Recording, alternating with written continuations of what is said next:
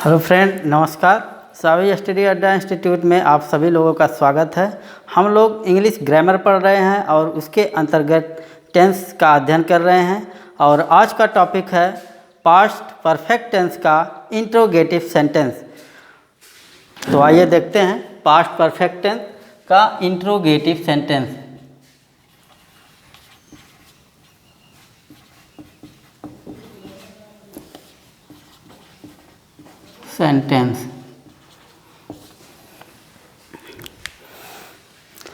Past perfect के बारे में एक बार फिर से मैं आप लोगों को बताना चाहूँगा। पास्ट परफेक्ट टेंस की पहचान होती है किसी भी हिंदी वाक्य के अंत में चुका था, चुकी थी, चुके थे, लिया था, दिया था, हुए थे, किए थे, ऐसे वाक्य आते हैं और वाक्य जो है भूतकाल में होता है। इसमें दो कार्य होते हैं और दोनों कार्य समाप्त होते हैं। डबल वाक्य होते हैं और दोनों वाक्य जो है बिफोर और आफ्टर से जुड़े होते हैं। बिफोर शब्द से जब जोड़ा जाता है तो जो कार्य पहले होता है वह पास्ट परफेक्ट टेंस होता है और बिफोर से जब जोड़ा जाता है तो पास्ट परफेक्ट टेंस को पहले लिखते हैं, उसके बाद पास्ट इंडेफिनिट टेंस लिखते हैं। अगर वाक्य बाद शब्द यानी कि आफ्टर शब्द से जोड़ा जाए तो पास्ट इंडेफिनिट को पहले लिखते हैं, उसके बाद पास्ट परफेक्ट टेंस लिखते हैं। आइए इसके नियम के बारे में जानें। इसमें सहायक क्रिया हैड का प्रयोग किया जाता है और मेन वर्ब का थर्ड फॉर्म लिखते हैं।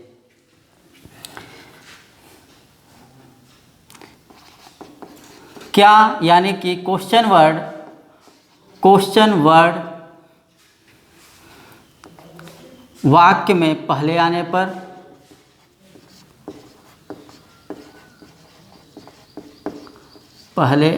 पर उसकी अंग्रेजी नहीं लिखते हैं।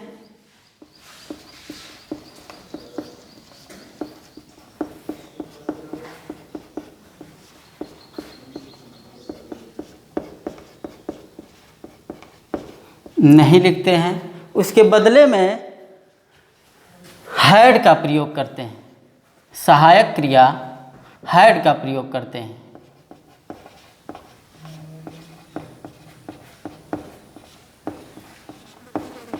सहायक क्रिया हैड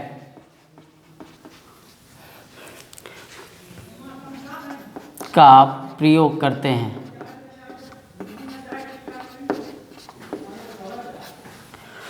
हैड का प्रयोग सभी कर्ताओं के साथ होता है, चाहे वह सिंगुलर नंबर का हो, चाहे प्लूरल नंबर का हो, ही, सी, इट, आई, यू, वी, दे, चाहे जो भी हो, उसके साथ हैड का ही प्रयोग करते हैं और मेन वर्ब का तीसरा रूप लिखते हैं।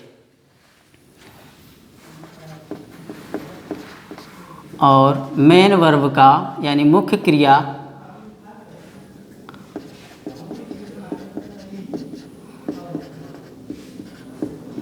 तीसरा रूप लिखते हैं, थर्ड फॉर्म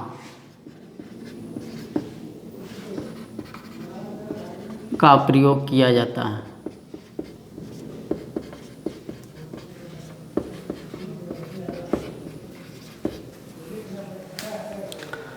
इसको लगाने का तरीका यानी फार्मूला, यदि वाक्य में क्वेश्चन वर्ड पहले आता है तो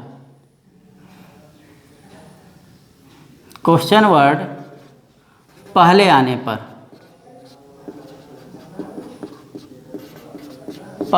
पर तो सबसे पहले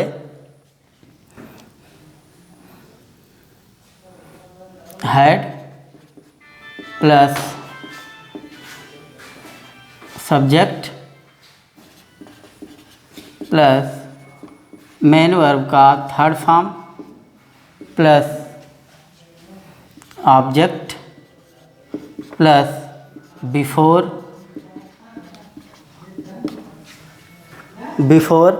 और जब बिफोर आता है तो सबसे पहले पास्ट परफेक्ट टेंस लिखते हैं, उसके बाद पास्ट इंडेफिनिट लिखते हैं। जब बिफोर शब्द से जोड़ा जाता है तो उसके बाद past indefinite tense.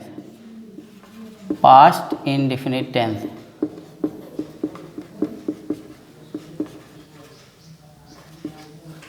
Past indefinite tense. तो यदि क्वेश्चन वर्ड यानी प्रश्नवाचक शब्द यदि पहले आता है वाक्य में तो उसकी इंग्लिश नहीं लिखते हैं, उसके बदले में सहायक क्रिया हैड का प्रयोग करते हैं। उसके बाद सब्जेक्ट लिखते हैं, फिर मेन वर्ब का तीसरा रूप लिखते हैं, उसके बाद ऑब्जेक्ट, फिर बिफोर का प्रयोग करते हैं और उसके बाद पास्ट इंडेफिनिट टेंस लिखते हैं। जैसे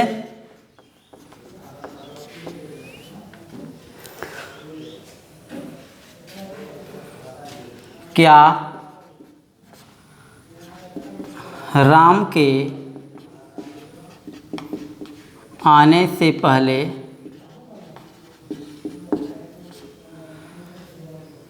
श्याम अपने घर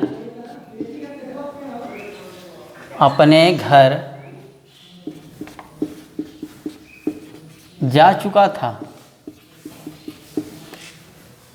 क्या राम के आने से पहले श्याम अपने घर जा चुका था?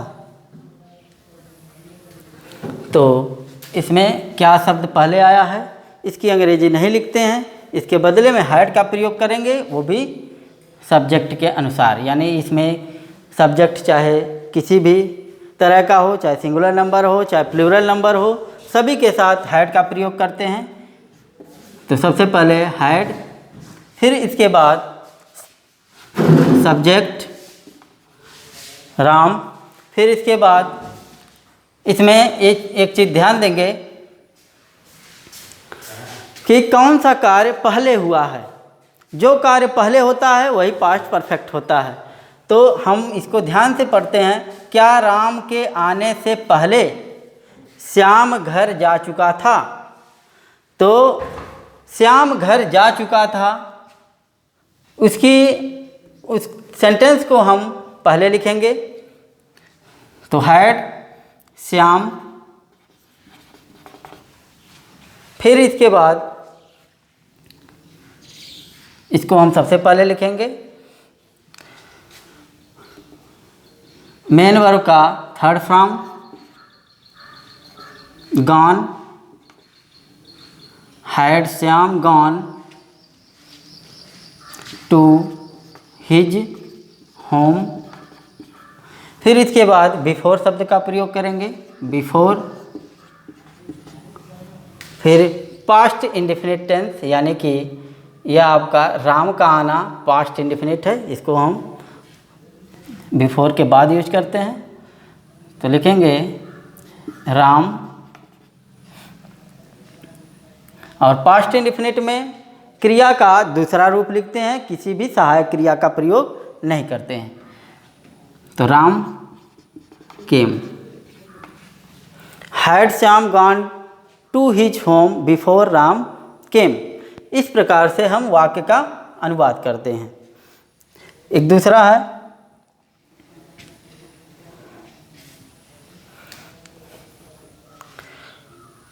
क्या अध्यापक के आने से पहले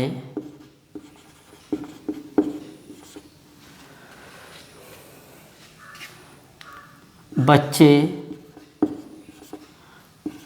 कक्षा में जा चुके थे?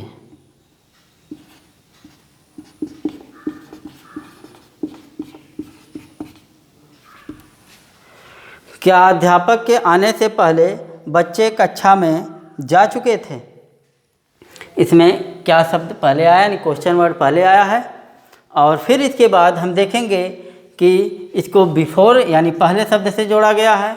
और उसके बाद फिर हम यह ध्यान देंगे कि कौन सा कार्य पहले हो रहा है। तो जो कार्य पहले होता है वह पास्ट परफेक्ट होता है, और पहले शब्द से अगर जोड़ा जाता है तो पास्ट परफेक्ट को हम सबसे पहले लिखते हैं। तो अध्यापक के आने से पहले बच्चे कक्षा में जा चुके थे। क्या अध्यापक के आने से पहले बच्चे कक्षा में जा चुके थे? तो बच्चे कक्षा में जा चुके थे, इसको हम सबसे पहले लिखेंगे। लेकिन क्वेश्चन वर्ड इसमें पहले आया है तो इसकी अंग्रेजी हम नहीं लिखेंगे, उसके बदले में हैड का प्रयोग करेंगे। हैड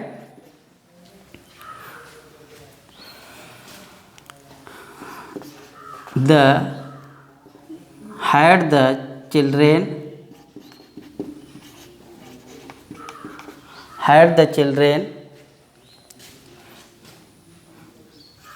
gone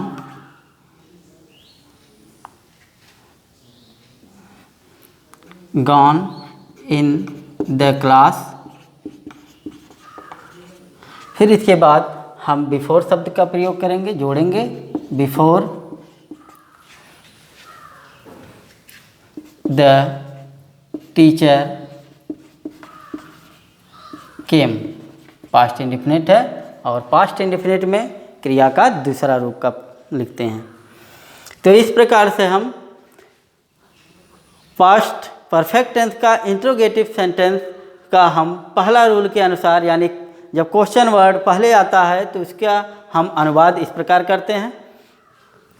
दूसरा रूल है, यदि प्रश्नवाचक शब्द वाक्य के बीच में आता है तो उसकी अंग्रेजी हम सबसे पहले लिखते हैं। यह लगभग सभी सेंटेंस में होता है कि जब प्रश्नवाचक शब्द बीच में आता है तो उसकी अंग्रेजी हम सबसे पहले लिखते हैं। तो यहाँ पर भी यदि प्रश्नवाचक शब्द पहले आता है तो उसकी अंग्रेजी पहले लिखेंगे। तो जब प्रश्नवाचक शब्द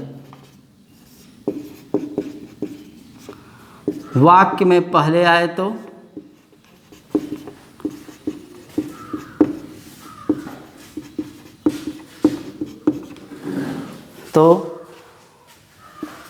उसकी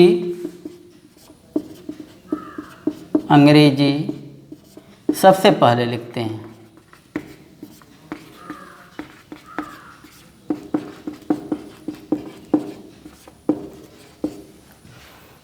उसकी अंग्रेजी हम सबसे पहले लिखते हैं। उसके बाद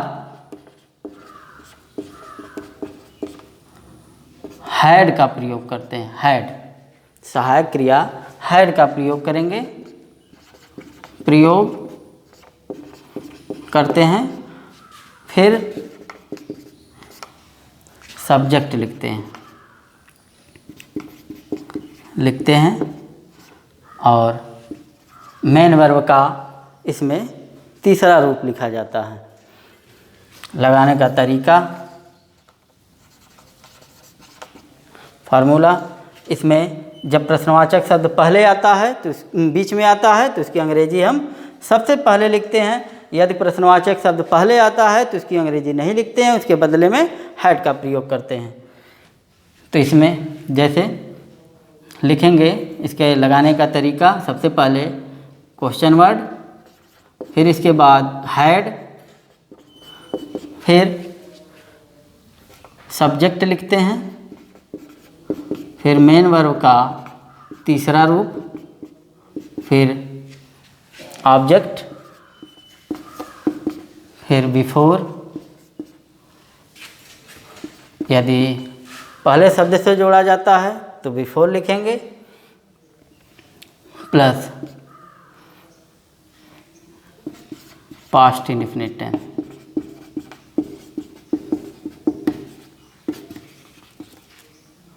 पास्ट इंडेफिनिट टेंस जैसे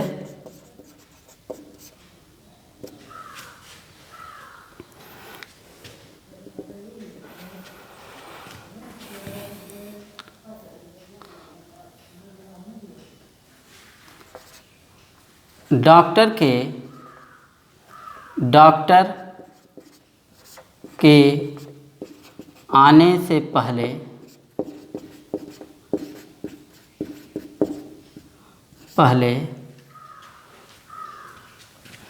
मरीज क्यों मरा था?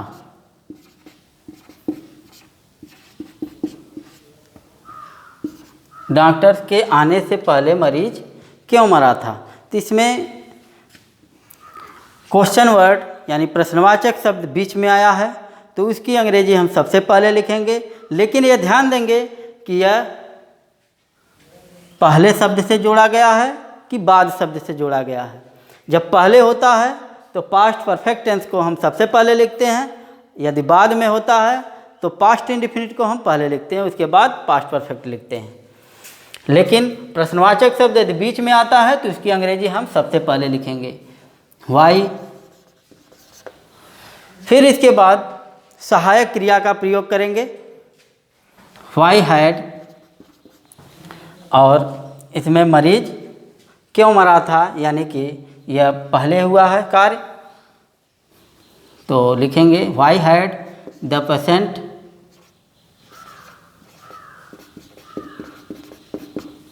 Y had the patient died, क्रिया का third form died before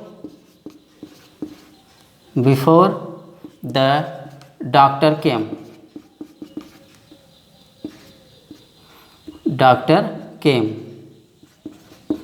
manoeuvre का सेकेंड फॉर्म। तो इस प्रकार से हम, यदि बीच में आता है प्रश्नवाचक शब्द तो सबसे पहले लिखते हैं उसकी अंग्रेजी, उसके बाद जो है पास्ट परफेक्ट टेंस, फिर बिफोर, फिर पास्ट इंडेफिनिट का प्रयोग करते हैं। इसमें अगले नियम में यदि प्रश्नवाचक शब्द how many, how much, which, whose ऐसे शब्द आते हैं तो उसके साथ उससे संबंधित नाउन का भी प्रयोग किया जाता है। यदि प्रश्नवाचक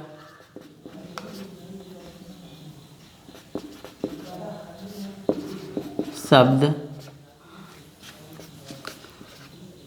हाउ मैनी, हाउ मच,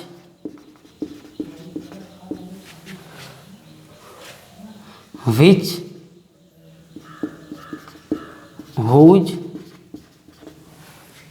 आए तो, हुज शब्द आए तो हुज,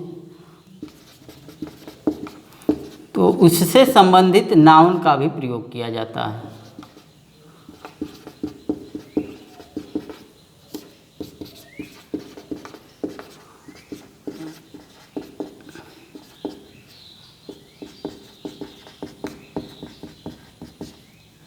किया जाता है। और अगले नियम में यदि प्रश्नवाचक शब्द हु हो तो, हु यानी कौन शब्द हो, तो उसकी अंग्रेजी हम सबसे पहले लिखते हैं, चाहे वह बीच में आए चाहे पहले आए, और हु के साथ हमेशा अफर्मेटिव का रूल होता है।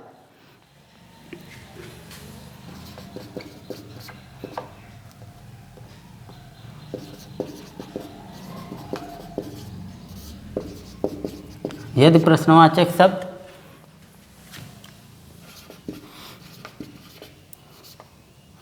शब्द हो यानी कि कौन शब्द हो तो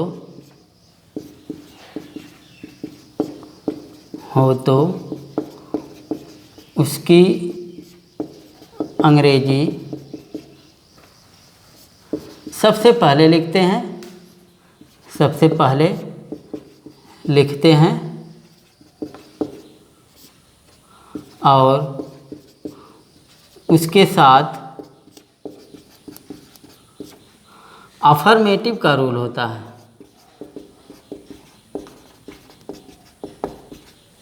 अफर्मेटिव का नियम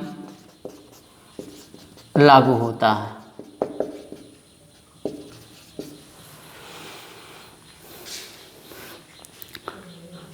एक बार फिर से पास्ट परफेक्ट टेंस का इंट्रोगेटिव। पास्ट परफेक्ट टेंस की पहचान होती है किसी भी वाक्य के अंत में चुका था, चुकी थी, चुके थे, लिया था, दिया था, हुए थे, किए थे, ऐसे वाक्य आए। और वाक्य जो भूतकाल में हो, इसमें डबल वाक्य होते हैं, यानी दोहरे वाक्य होते हैं, दो काम होते हैं और दोनों काम जो है समाप्त होते हैं। तो ऐसे वाक्य जब आए तो वह पास्ट परफेक्ट टेंस का होता है। इसमें सहायक क्रिया हैड का प्रयोग करते हैं और सभी कर्ताओं के साथ हैड का प्रयोग होता है। इसमें क्रिया का तीसरा रूप लिखते हैं। और जब दोहरे वाक्य आते हैं तो जब बिफोर शब्द से जोड़ा जाए तो सबसे पहले पास्ट परफेक्ट टेंस लिखते हैं, उसके बाद जो है पास्ट इंडिफिनिट लिखते हैं बिफोर को जोड़कर। यदि बाद शब्द से जोड़ा जाए यानी आफ्टर शब्द से जोड़ा जाए तो सबसे पहले पास्ट इंडिफिनिट लिखते हैं, उसके बाद जो है पास्ट परफेक्ट का प्रयोग करते हैं। तो इस प्रकार से पास्ट परफेक्ट टेंस का इंट्रोगेटिव सेंटेंस का अध्ययन आप लोगों ने किया। तो आज के लिए बस इतना ही, कल मिलते हैं नेक्स्ट टॉपिक के साथ, तब तक के लिए धन्यवाद।